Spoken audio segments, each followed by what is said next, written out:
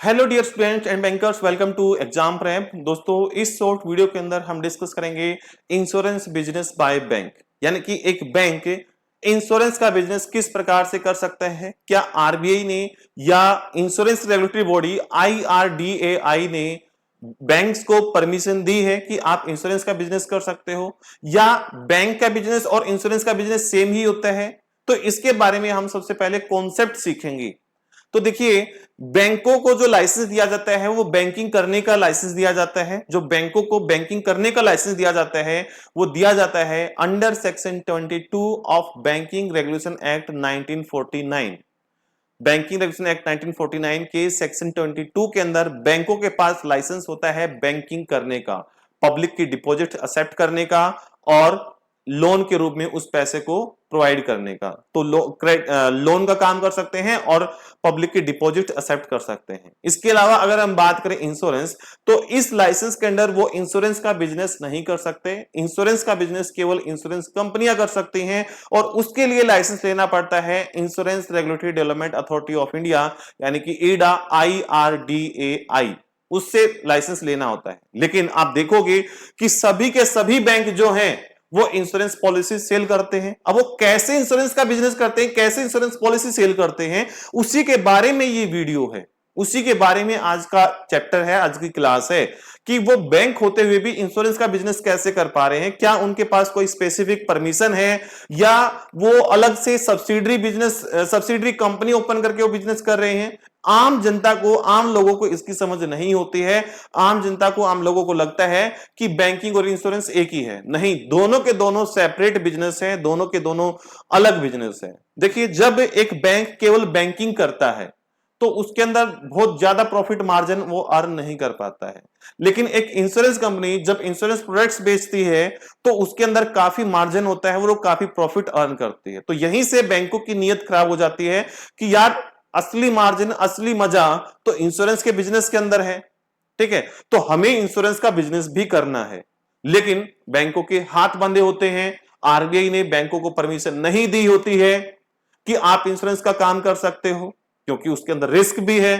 कौन सा रिस्क है भाई? रिस्क है कि जो भी आप पॉलिसी सेल कर रहे हो, कल को उनका कंपनसेशन भी तो पे करना पड़ सकता है, एक लार्ज स्केल पर भी तो पे करना पड़ सकता है। लेकिन आपने तो जो पब्लिक की डिपॉजिट्स हैं, डिपॉजिट के फॉर्म में एक्सेप्ट की हैं, और आपको अगर कंपनसेशन बहुत ज्यादा पे करना पड़ गया तो आप उन डिपॉजिट्स का इस्तेमाल नहीं कर सकते। इसलिए आरबीआई ने बैंकों को रिस्ट्रिक्ट कर रखा था। लेकिन बैंकों ने कहा कि नहीं जी, हमें तो इंश्योरेंस का बिजनेस भी करना है। तो एक इंश्योरेंस का बिजनेस कैसे कर सकता है? तो आरबीआई ने कहा कि अगर आपको इंश्योरेंस का बिजनेस करना है तो आप डिपार्टमेंटली इंश्योरेंस का बिजनेस नहीं कर सकते। डिपार्टमेंटली का मतलब क्या हुआ? यहां पर अगर हम बात करते हैं कि एक कीवर्ड लेते हैं हम यहां से,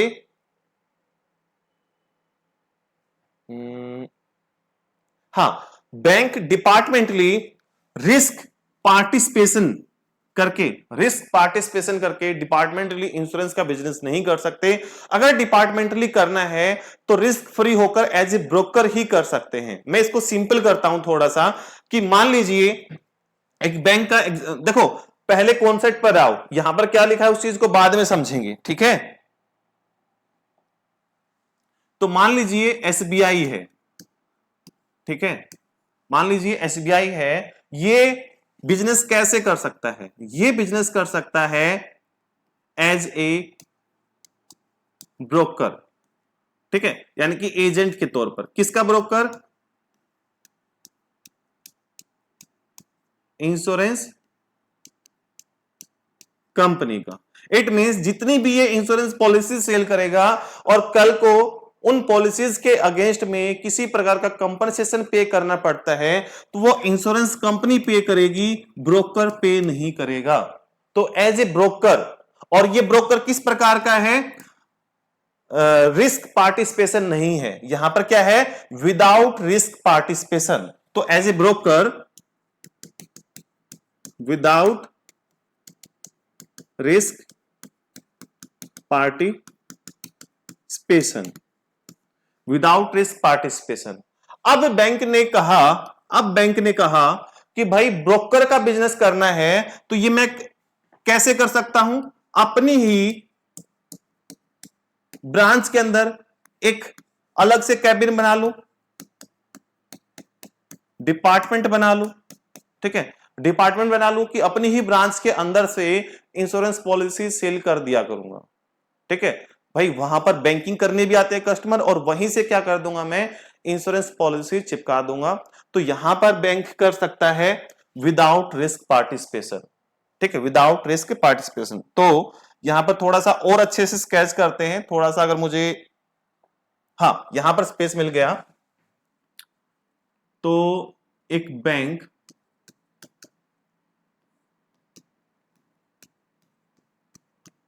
इंश्योरेंस का बिजनेस कैसे कर सकता है,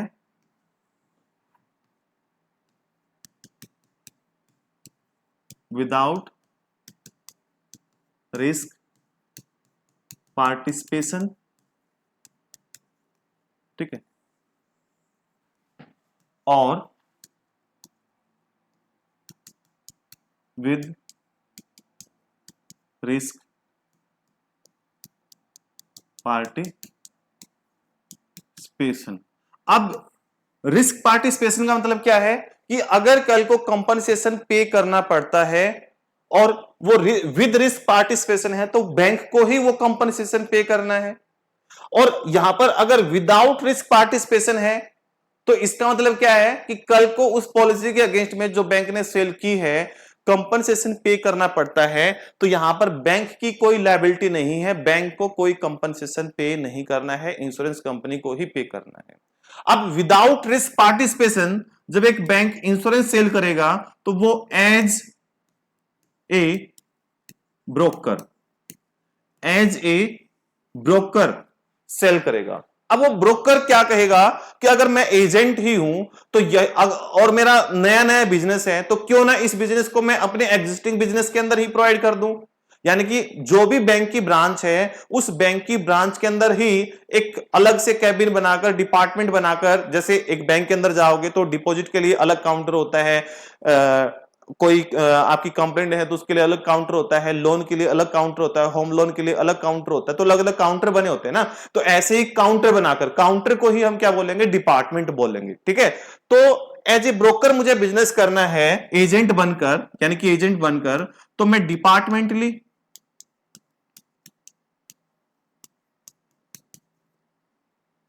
ठीक है, डिपार्टमेंटली का मतलब क्या हुआ, फ्रॉम द बैंक ब्रांच। भाई बहुत इजी लैंग्वेज के अंदर समझा दिया है, इतना इजी लैंग्वेज के अंदर आपकी बुक के अंदर भी नहीं दिया हुआ है, ठीक है। फ्रॉम द ब्रांच, अपनी ब्रांच के अंदर ही बैठकर वो इंश्योरेंस की पॉलिसी सेल करेगा। अब कहेगा कि भाई मैं एज ए ब्रोकर, जो as a agent insurance policy sell कर रहा हूं ना, मैं इसी धंधे पर ज्यादा ध्यान दूंगा क्योंकि इसके अंदर ज्यादा कमाई है। तो मैं अपना जो बैंकिंग का धंधा है ना, उसको थोड़ा सा भूल जाऊंगा, बैंकिंग के धंधे को थोड़ा सा अलग रखना चाहता हूं, मैस नहीं करना चाहता क्योंकि इसके अंदर भी कमाई है।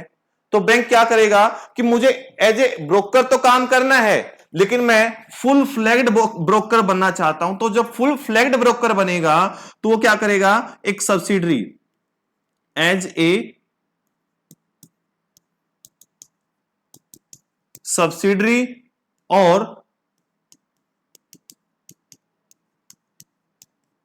जॉइंट वेंचर, ठीक है, सब्सिडरी कंपनी ओपन कर देगा इंश्योरेंस की ही अपने बैंक के नाम से, और उसके अंदर केवल इंश्योरेंस का काम होता रहेगा। अब जितनी भी इंश्योरेंस पॉलिसीज बेची जाएगी सब्सिडरी इंश्योरेंस कंपनी के द्वारा, ठीक है, कौन सी कंपनी है, एज ए ब्रोकर है, इसमें जितनी भी इंश्योरेंस पॉलिसी सेल की जाएगी उसके ऊपर जितनी भी लायबिलिटी होगी, मींस कभी भी कंपनसेशन पे करना पड़ेगा, तो इंश्योरेंस कंपनी को पे करना है।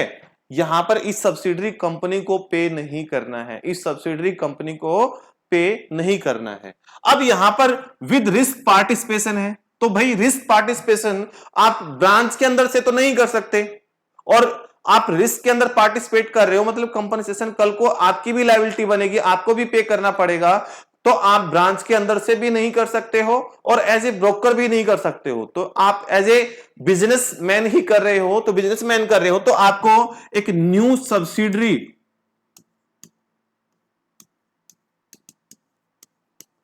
या किसी एग्जिस्टिंग इंश्योरेंस कंपनी के साथ ज्वाइंट वेंचर करना पड़ेगा, ठीक है, ज्वाइंट वेंचर करना पड़ेगा, तब आप क्या कर सकते हो, इंश्योरेंस का धंधा कर सकते हो।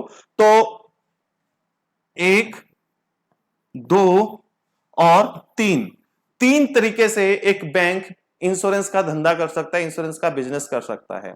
अब इसी चीज को समझिए, इसी चीज को कैसे समझोगे, जैसे मैंने कहा कि भाई मेरे जो कोर्सेज हैं उन कोर्सेज के ऊपर अगर आप सेल करवाते हो तो मैं आपको कमीशन दूंगा, आप मेरे ब्रोकर बन जाइए। तो आपने अपने व्हाट्सएप ग्रुप्स के अंदर अपने जो क्लासमेट्स हैं उनको सजेस्ट करना स्टार्ट कर दिया और आपने इंश्योरेंस सॉरी आपने आपने मेरे जो कोर्सेज हैं वो सजेस्ट करने स्टार्ट कर दिए और बदले में आप 30-40% मेरे से कमीशन लेते रहे, ठीक है। तो आप क्या कर रहे हो, डिपार्टमेंटली, यानी कि जो आपका बिजनेस है, जो आपकी स्टडी है या बिजनेस है, उसके साथ साथ आप ये ब्रोकर का भी धंधा कर रहे हो। लेकिन आपने देखा यार इसमें तो कमाई ज्यादा आ रही है, तो आपने क्या किया, एक सेपरेट रूम ले लिया और वहां पर आपने बिजनेस स्टार्ट कर दिया। वहां से आपने 1-2 एम्प्लॉय हायर कर लिए और मेरे कोर्सेज कमीशन के तौर पर बेचने स्टार्ट कर दिए, ठीक है। प्रॉपर बिजनेस मॉडल ही बना दिया कमीशन का, अलग से सब्सिडरी बना दी, ठीक है। अब यहां पर तीसरा मॉडल क्या कह रहा है, तीसरा मॉडल यह कह रहा है कि सर जो आप कोर्सेज क्रिएट कर रहे हो, जितने भी उसके अंदर लागत होगी, लागत के अंदर भी मैं पार्टिसिपेट करूंगा और कल को जो लॉस होगा, लॉस के अंदर भी मैं पार्टिसिपेट करूंगा। तो आप कैसे पार्टिसिपेट कर रहे हो, रिस्क के अंदर पार्टिसिपेट कर रहे हो। और यह धंधा करने के लिए आपने क्या किया, अपनी एक कंपनी ही बना दी, ठीक है। तो क्या कहलाएगी, सब्सिडरी और ज्वाइंट वेंचर। ज्वाइंट वेंचर का मतलब क्या है, किसी एग्जिस्टिंग इंश्योरेंस कंपनी के साथ मिलकर आप इंश्योरेंस की सर्विस प्रोवाइड कर रहे हो, ठीक है। जब एक बैंक, ध्यान देना, जब एक बैंक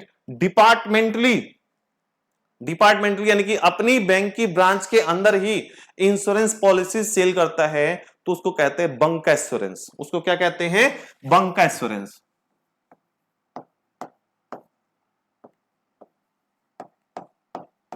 ये सिंगल टर्म है, ठीक है, बंक एश्योरेंस। बंक एश्योरेंस यानी कि when a bank start the selling the insurance product at their outlet और branches, then the agreement between the insurance company and the bank is known as bancassurance agreement and this business is known as bancassurance, ठीक है। तो जब departmentally bank क्या करता है, insurance policy cell करता है तो बंक एश्योरेंस एग्रीमेंट के थ्रू सेल करता है, ठीक है। वो जब सब्सिडरी करता है तो एज ए ब्रोकर सब्सिडरी भी ओपन कर सकता है और एज ए बिजनेस पार्टनर भी क्या कर सकता है, सब्सिडरी ओपन कर सकता है। तो 3 प्रकार से एक बैंक क्या करता है, इंश्योरेंस पॉलिसीज सेल करता है, इंश्योरेंस का धंधा करता है। चलिए इसी चीज को आपकी बुक के अंदर जैसे डिफाइन किया गया है, बुक के अकॉर्डिंग पढ़ने की कोशिश करते हैं, ठीक है। तो इंश्योरेंस बिजनेस बाय बैंक्स, तो सबसे पहले हम बात करते हैं इंश्योरेंस की। तो इंश्योरेंस का बैंक खुद से काम नहीं कर सकते थे, लेकिन इंश्योरेंस का पेनिट्रेशन बढ़ाना था, इंश्योरेंस की कवरेज बढ़ानी थी कि अधिक से अधिक लोग क्या करें, इंश्योरेंस पॉलिसीज बाय करें। तो इंश्योरेंस पेनिट्रेशन बढ़ाने के लिए 2013-14 के बजट के अंदर अनाउंस किया गया कि banks would be permitted to act a insurance broker. तो 2013-14 के अंदर अलाउ किया गया था बैंकों को कि आप ब्रोकर के तौर पर क्या कर सकते हैं, इंश्योरेंस पॉलिसी सेल कर सकते हैं। आपको इंश्योरेंस कंपनीज कमीशन प्रोवाइड करेंगी।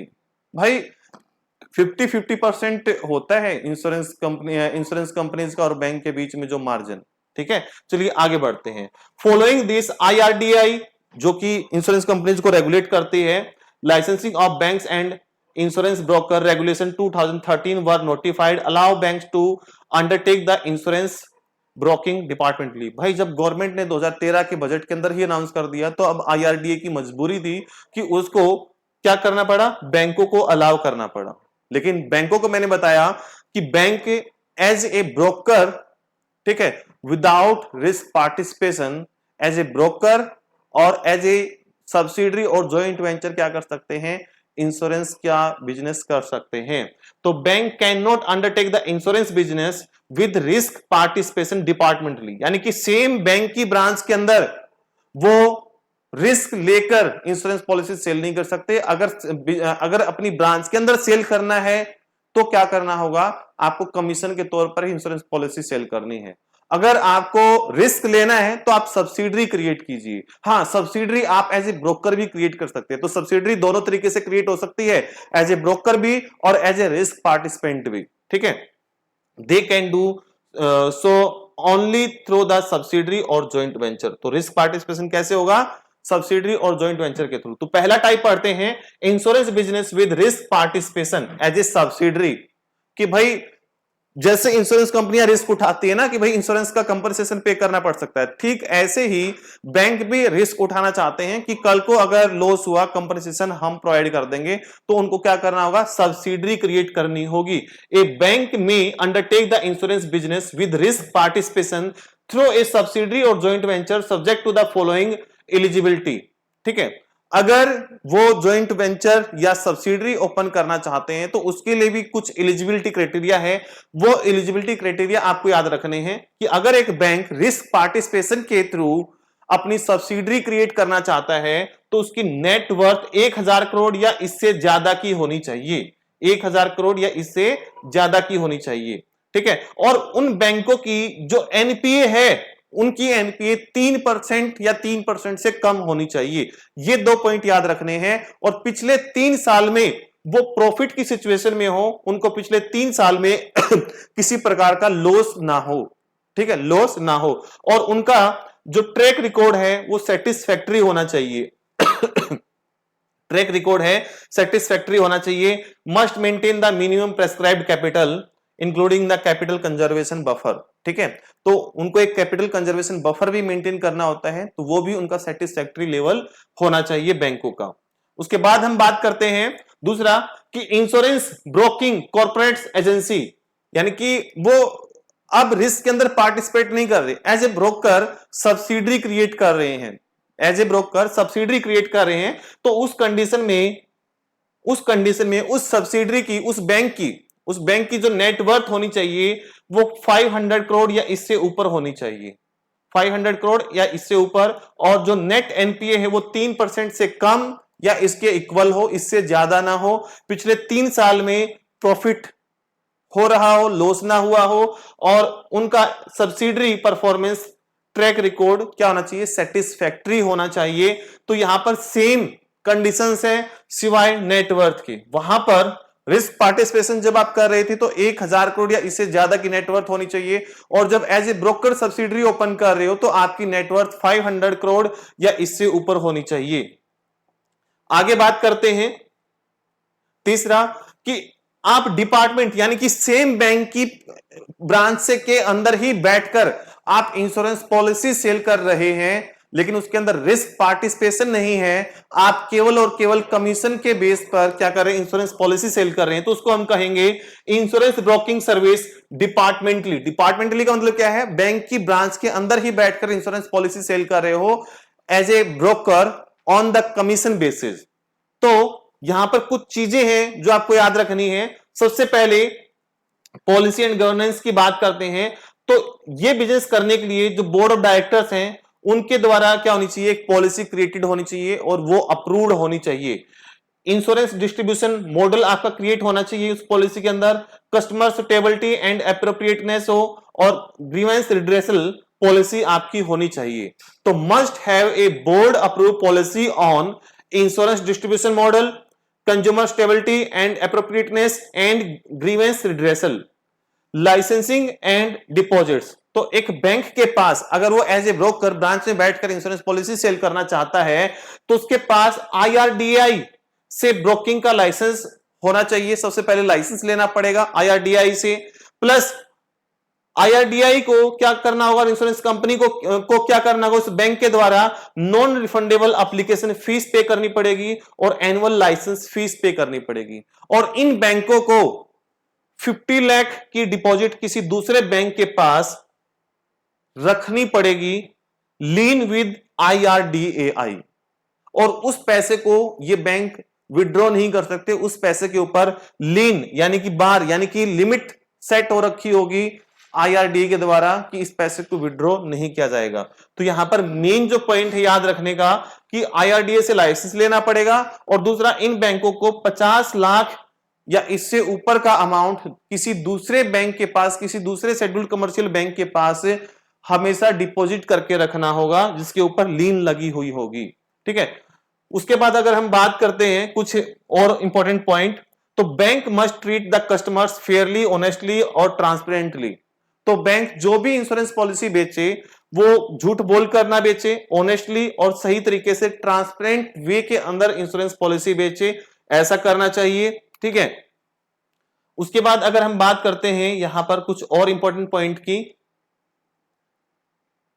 जो बैंक का स्टाफ है जो इंश्योरेंस पॉलिसी सेल करेगा उसके पास प्रॉपर क्वालिफिकेशन होनी चाहिए, IRDAI प्रेस्क्राइब्ड जो भी क्वालिफिकेशन है वो होनी चाहिए। ऐसा नहीं कि कोई भी इंप्लॉय बैठकर इंश्योरेंस पॉलिसी सेल कर रहे हैं, वो जो भी एलिजिबल सर्टिफिकेशंस हैं वो IRDAI के द्वारा जो होने चाहिए वो फुलफिल होने चाहिए। बस इसके अंदर से यही मेन इंपॉर्टेंट पॉइंट थे, बाकी को आप स्किप भी कर सकते हैं। कुछ और आगे देखते हैं, जो इंश्योरेंस कंपनी है वो किसी प्रकार से जो इंश्योरेंस पॉलिसीज बेचने वाला एम्प्लॉय है बैंक का, उसको किसी प्रकार से इंसेंटिव प्रोवाइड नहीं कर सकती है, और जो भी कंप्लायंसेज हैं वो कंप्लीट होने चाहिए। Performance assessment and incentive must not violate the section 10 of the Banking Regulation Act 1949.